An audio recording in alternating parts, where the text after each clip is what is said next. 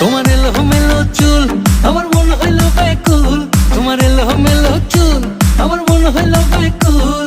যদি তোমার সম্মতি পাইতাম আমি তোমার বাড়ি ঘটক পাঠাইতাম, আমি তোমারে বউ বানাইতাম।